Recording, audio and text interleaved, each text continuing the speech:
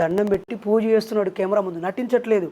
ఓ దేవుళ్ళారా మీరున్నారు, మీరు చాలా గొప్పవాళ్ళు, ఉన్న ప్రజలందరూ నా మతం నా దేవుడు అని వేరువేరు మతాలు వేరువేరు దేవుళ్ళ పేరుతో కొట్టుకుంటూ తిట్టుకుంటూ చంపుకుంటూ అశాంతినిచ్చి ప్రజలకు భద్రత లేకుండా చేస్తున్నారు. దయచేసి ప్రజల్ని, మీరు పుట్టించిన ప్రజలందరూ అన్నా తమ్ముడు అక్కా చెల్లెల సోదరభావంతో లేరు. భారత రాజ్యాంగం చెబుతుంది సౌభ్రాతృత్వంతో ఉండండి అని, అది పాటించట్లేదు. ఓ దేవుళ్ళారా మీరు ఎక్కడున్నారు? మీరు వచ్చి మీ ప్రజలకు ప్రత్యక్షమై ఒకరికి కాకపోతే ఒకరికైనా, మంచి భక్తులకైనా నీతిమంతులకైనా మీరు బోధించి వెళ్ళండి. ఎంతకాలం ఉంటారు కనిపించకుండా?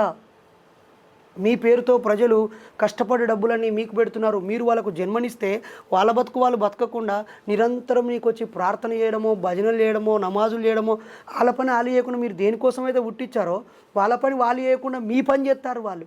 మీరు వీళ్ళను పుట్టించి బతుకమని పుట్టించారా? మీకు ప్రార్థనలు చేసి నమాజులు చేసి పూజలు చేసి ఉపవాసం సాగమని చెప్పి పుట్టించారా దేవుళ్ళారా? నేనైతే మిమ్మల్ని మొక్కట్లేదు, మంచిగానే బతుకుతున్నా. నాకు మీతో పని లేదు.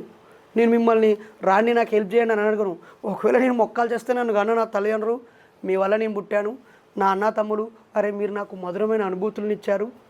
నా ఊరు వాళ్ళు అక్కడ ఇక్కడ ఎక్కడైనా ఏదైనా చిన్న చిన్న పొరపాటు చేస్తే, నువ్వు బహిర్ధనమే కొడుకు గారా మంచిగా ఉండాలి బిడ్డ అని నా చుట్టూ ఉన్న సమాజం నన్ను తీర్చిదిద్దింది. నా జీవిత భాగస్వామి సుజాత గారు తన జీవితాన్ని నాకు ఇచ్చింది. నా కడుపులో పుట్టిన పిల్లలు ఒక తండ్రిగా నేను ఆనందించేటువంటి అనేక క్షణాలను ఇస్తూ నా జీవితాన్ని కలర్ఫుల్ చేశారు. సో నా చుట్టూ ఉన్న మనుషులు, నాతో సంబంధం ఉన్న మనుషులు, లేదా నా ఆలోచనలను మెరుగుపరిచి నాకు జ్ఞానాన్ని ఇచ్చిన నా గురువులు, వీళ్ళు చాలు నాకు. మీ దేవుళ్ళొద్దు, మీతో నాకు పని లేదు. ఓకే. సో ఇందాక మనిషి పుట్టుక గురించి మనం మీరు